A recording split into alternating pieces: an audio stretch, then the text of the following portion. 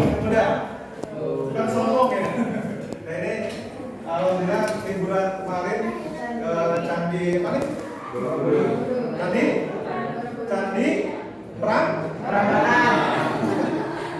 Mirip Candi Borobudur ya? Ini Candi Prambanan. Alhamdulillah Bapak sebagai guru sejarah harus tahu dan merasakan bagaimana untuk tinggalan, bahkan ini ada kaitan dengan akulturasi. Ya, coba kembali.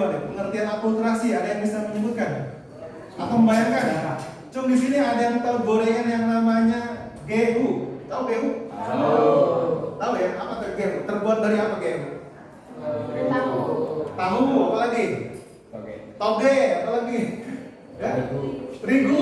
Ya. Yang nampak, yang kelihatan apa aja? Yang kelihatan tahunya masih kelihatan nggak? Tahunya masih kelihatan? Togenya masih kelihatan? Masih ya? Masih kelihatan kan? Togenya masih, tahunya masih. Nah ini, akulturasi itu percampuran ya, dua kebudayaan atau lebih, di mana kebudayaan itu tidak hilang, masih nampak. Paham ya? Paham ya? Bedanya dengan kopi, membuat kopi, sirup gitu. Apa bedanya? Kalau kopi kelihatan nggak gulanya? Yang kelihatan apanya? Kopinya. Kita buat kopi, kita warnanya kopi apa namanya, kopi apa api misalnya, atau kopi apa lagi? Ketika kita seduh dengan air, yang nampak gulanya kelihatan nggak? Yang lihat apa? Airnya doang. Apa warna kopinya ya?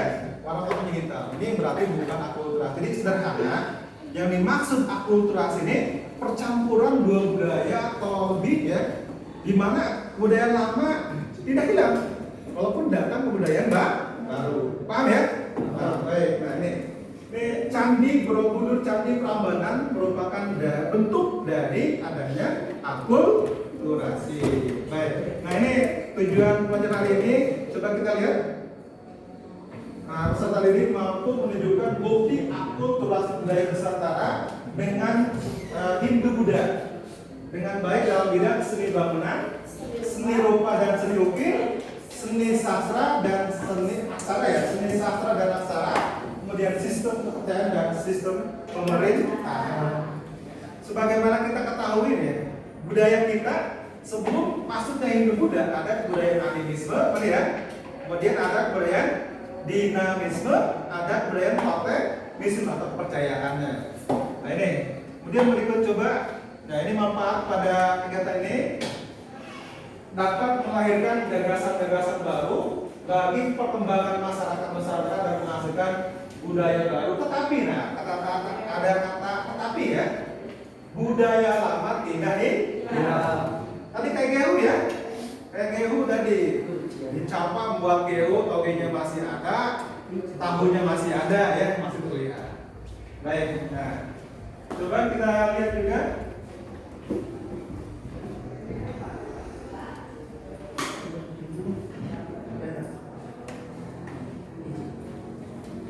Nah ini supaya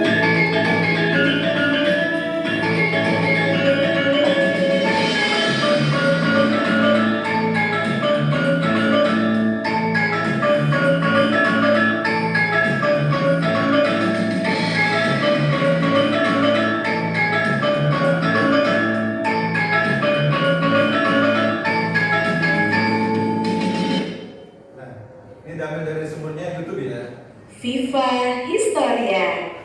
Assalamualaikum warahmatullahi wabarakatuh. Selamat datang anak-anak di kelas sejarah Indonesia.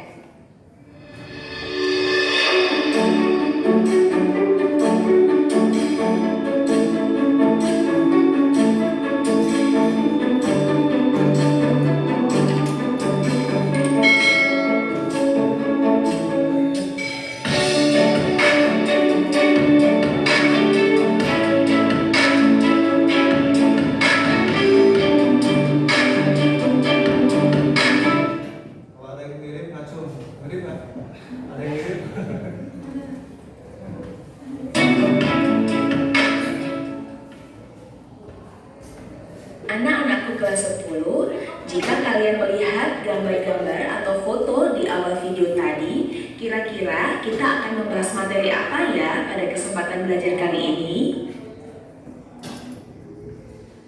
Iya, betul sekali. Pada kesempatan belajar kali ini, kita akan membahas materi akulturasi kebudayaan Nusantara dan Hindu-Buddha. Jadi, silakan disimak baik-baik ya materi berikut ini. Ya, selain nanti ada evaluasi juga nanti ada kuis ya, disiapkan. Siap-siapkan untuk memahami materi ini. Nanti setelah ini ada kuis berhadiah ya.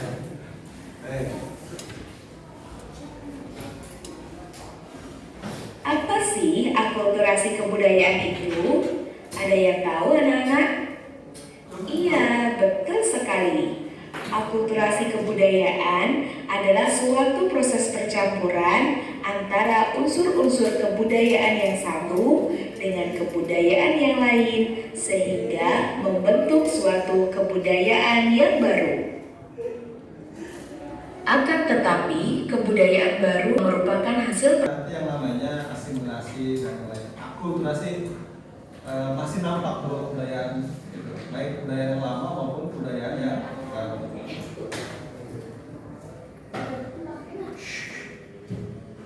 Adapun bentuk-bentuk akulturasi kebudayaan Nusantara dengan kebudayaan Hindu-Buddha di Indonesia antara lain ada dalam bentuk 1. Seni bangunan, 2. Seni rupa dan seni ukir, yang ketiga seni pertunjukan, 4. Seni sastra dan aksara, yang kelima sistem kepercayaan, yang keenam sistem pemerintahan, dan yang ketujuh arsitektur.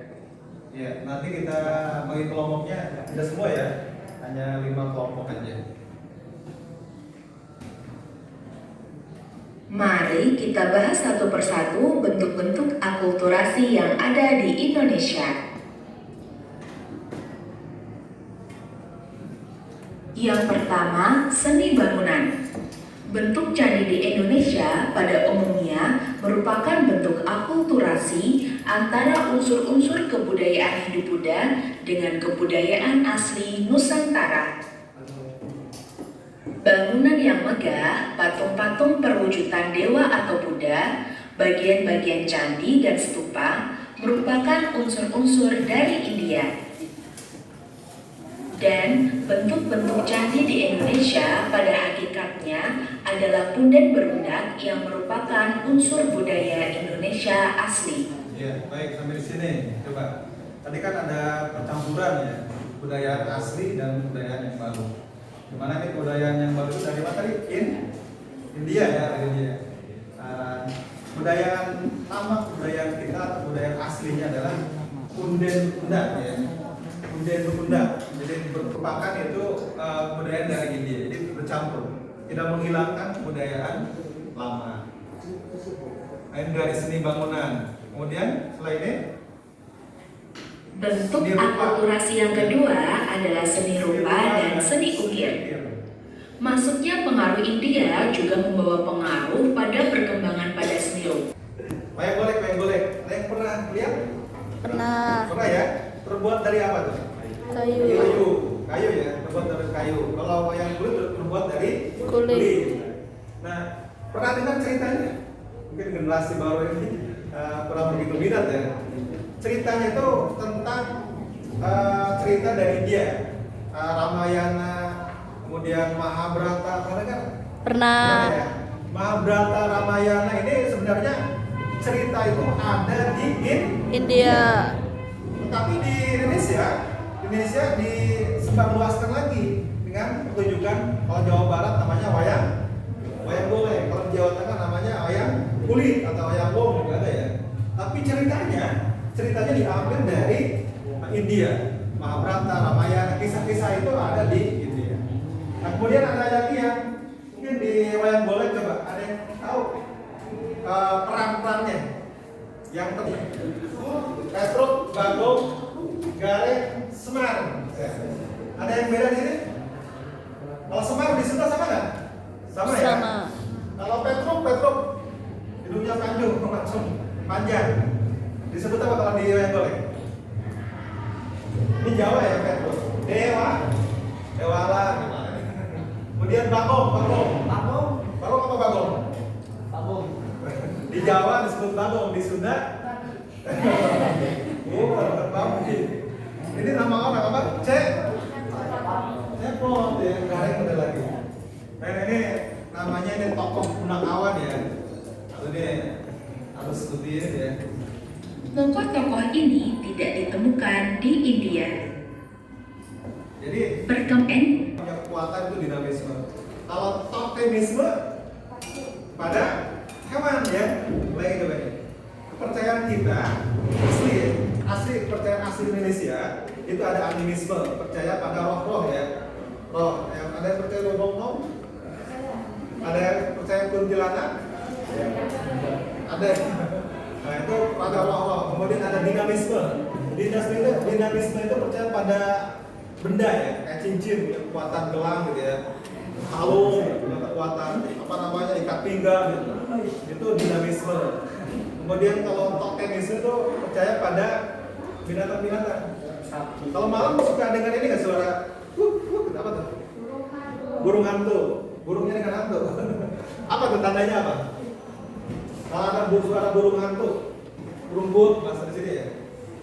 Kira-kira suka apa tuh artinya?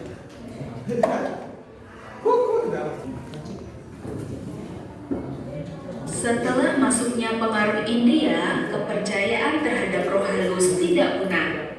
Misalnya, dapat dilihat pada fungsi candi. Fungsi candi atau kuil di India adalah sebagai tempat pemujaan. Sedangkan di Indonesia, di samping sebagai tempat pemujaan, candi juga sebagai tempat makam atau tempat menyimpan abu jenazah raja yang telah meninggal. Jadi gini, perhatikan. Candi itu candi ya. Ada candi Borobudur, candi Prambanan, candi Kalasama, banyak candi. Nah, ini secara fungsi, perhatikan. Fungsi ini di India sebagai tempat pemujaan. Ketika dibangun di Indonesia, selain tempat pemujaan, kayak tadi ya, akulturasi tidak menghilangkan budaya lamanya. Budaya lamanya kan tempat pemujaan ya, di India tempat pemujaan. Ini tetap dipakai juga. Selain tempat pemujaan juga makam raja atau tempat menyimpan abu jenazah, gitu ya.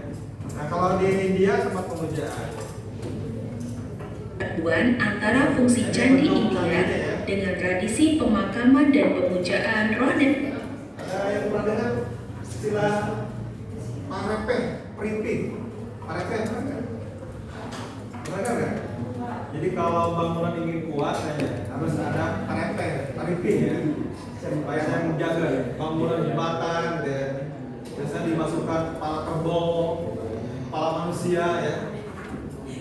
Saya ada di bangunan-bangunan ya. Ini kepercayaan orang-orang dulu seperti ini. Pertanyaannya berubah. Ada yang namanya raja. Raja-raja inilah budaya dari India.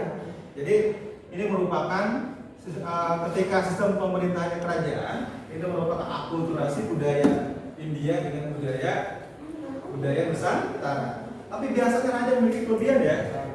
Raja-raja ini memiliki kelebihan. Seperti contoh raja dari Pajajaran, Pawis, ada? Ya ini memang kalau berbicara sejarah ya, untuk anak muda sekarang kayaknya kurang begitu berminat, tapi mudah-mudahan melalui pembelajaran kita lebih semangat, lebih berminat. Nah, coba dibuka HP-nya, kita kuis dulu, kuisis deh. Coba join myquizzes.com ya, ketikkan. Silakan, waiting for participation. 6 orang, 7 orang. Ya. Nanti yang dapat nilai tertinggi ada bonus. 10, 11. Kita sampai 15 aja ya karena waktunya ya. 15 orang kita mulai. 11, ayo. 11, 12, 3 orang lagi. 3 orang lagi. 12, 13, 2 orang lagi. Ayo. Cukup? Oh, Oke, ini 13 orang. Kita mulai ya. Nah, boleh. Berapa 15 orang? Kita mulai.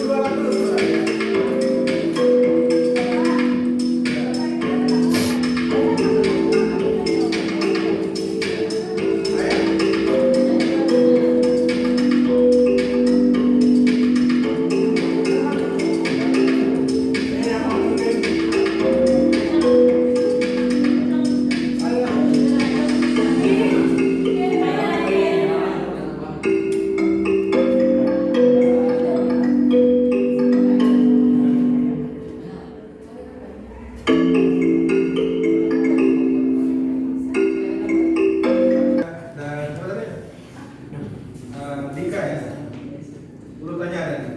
Perhatikan. Nah, benar semua Dika ya. Maaf, kalau yang ini salah berarti ya. Baik, sebagai evaluasi. Itu paling bawah ada. Oh, ada salah semua. Bisa gimana? Pelan, yang ngerjain. Baik, cukup ya. Apa namanya? Kuisnya. Kita lanjut kegiatan kita. Kegiatan kita nanti dengan kegiatan diskusi. Kelompoknya mau kelompok yang lama apa buat lagi nih? 5 aja Pak. Kelima ya? Buat kelompok P5. Silakan bergabung di kelompok P5. Lipat segitiga, nah itu boleh. Supaya nanti Bapak gampang melihat. Mana kelompok satu? Kelompok satu mana? Bapak akan membagikan LKPD-nya ya. Kelompok satu mana? Kelompok satu ini satu. Dua, mana dua? Ini Pak. Oh di belakang. Tiga, empat, sampai 5 kelompok aja ya. Nanti yang saya lima. Ini kelompok. Gabung aja. Gabung kelompok pertama. Perhatikan dulu. Nanti setelah diskusi kelompok ya akan ada kegiatan presentasi. Perhatikan ini LKPD-nya dibaca benar-benar ya. Dibaca teliti.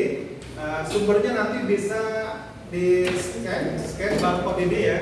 Scan barcode-nya nanti bisa cari di internet bisa. Kuota ada ya? Ada ya. Nah nanti di scan cari materinya. Kalau sudah ketemu, dibuatkan ringkasannya. Perhatikan dulu semuanya. Dibuatkan ringkasan. Kalau sudah dibuatkan ringkasan, silakan nanti buat namanya peta konsep. Paham nggak? Nah, peta konsep jadi kayak peta nih, pengertian, ciri, bulat gitu ya. Gitu. Jadi apa namanya untuk memudahkan memahami. Nanti dibuatkan di karton ini ya. Bapak sediakan kartonnya, kemudian ada spidolnya nih. Ada spidolnya dibuatkan. Jadi tulis dulu, ringkas dulu. Materinya ringkas dulu di sini, ditulis tapi sesuai dengan nama kelompok dan materinya. Beda-beda, tiap kelompok beda ya. Kelompok 1 seni bangunan, kelompok 2 seni rupa dan seni ukir, kelompok 3 seni sastra dan seni aksara, kelompok 4 sistem kepercayaan dan kelompok 5 sistem pemerintahan. Ulangi, perhatikan dulu. Ringkas di sini. Kalau sudah ringkas buat peta konsep, dibulat pengertian, bawahnya kiri, gabung gitu ya. Paham ya? Kayak struktur, malah struktur organisasi. Oh gitu. Jadi bentuknya saling terkaitan gitu. Paham nggak? Paham ya? Gitu. Nah, supaya lebih jelas, nanti juga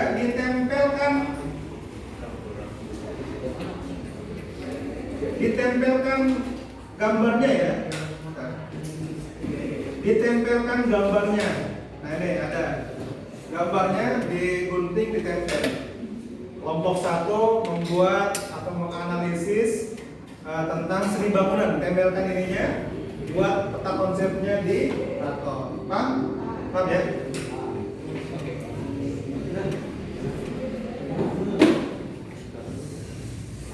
Kelompok 1 tulis nama kelompoknya ya. Kelompok 2 kelompok berapa? 5 nggak apa, ditulis nama kelompoknya. Kelompok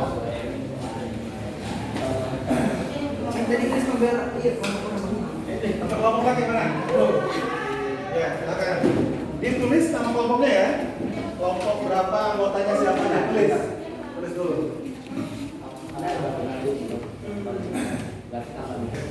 Ini kelompok berapa? 5. Kelompok 4 tentang sistem kepercayaan.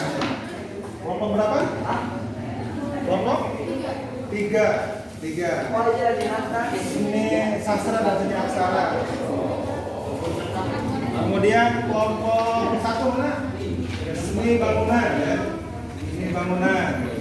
Kemudian kelompok 2 seni rupa dan seni ukir. Kelompok 5 sistem pemerintahan. Apa lagi lihat dulu? Mana coba? Atau kelas di scan? Kodenya, barcode-nya. Barcode-nya di scan dulu. Mana barcode-nya? Cari. Di scan sini HP-nya. Coba ulangi. Nah, ini di scan ada barcode-nya, di scan. Nah, muncul materinya kan ya? Gitu. Ini bukan apa namanya? Bukan pemanis, bukan hiasan. Ya. Silakan mulai. Ya, tempel dulu gambarnya. Nah, gambarnya aja. Yang lain jangan ada kayaknya. Tempel. Gerak cepat. Tempel.